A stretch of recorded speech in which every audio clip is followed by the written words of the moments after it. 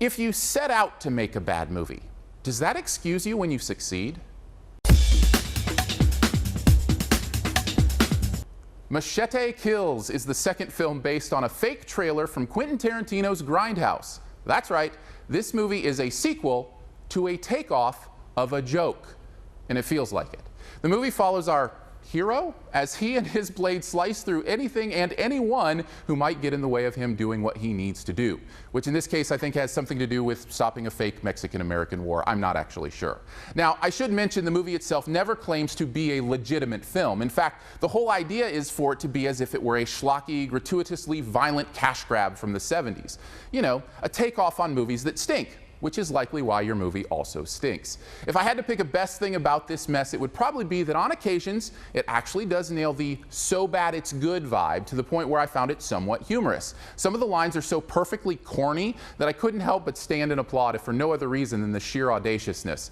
But the truth is, those moments are very few and far between, and also the people behind me yelled at me to sit down. In fact, most of the movie I just stared dumbfounded that this even got made. I get that this is fun for Robert Rodriguez and his actors to play around with, but shouldn't it eventually be fun for the audience too?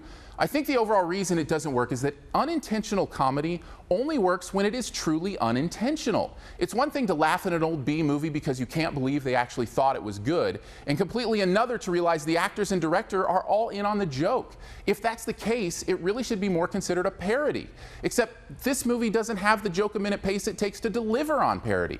And that's the worst thing at the end of the day. It's just a bad movie. The B-movie stuff destroys any chance at true dramatic tension, and the humor is too spaced out to really keep you interested. All you're left with to keep you entertained is some spurting neck wounds and a Lady Gaga cameo, and that's just not enough for me. Overall, Machete Kills is an awful film that, despite occasionally being clever enough to draw a smile, spends most of its time desperately trying to hit a note that's already been played one too many times. Let's just go with a D. Thanks for checking out this Your Movie Friend review. If you'd like to see more, there are several ways you can do that. You can go to yourmoviefriend.com, where you can search by title for reviews that you'd like to see, or follow the YMF Facebook page for other news and fun stuff that I might find interesting. Also, I would love to have you as a YouTube subscriber so that you can see the new reviews as soon as they're released. All you need to do, hit that big gray subscribe button. It's about to appear in the middle of your screen.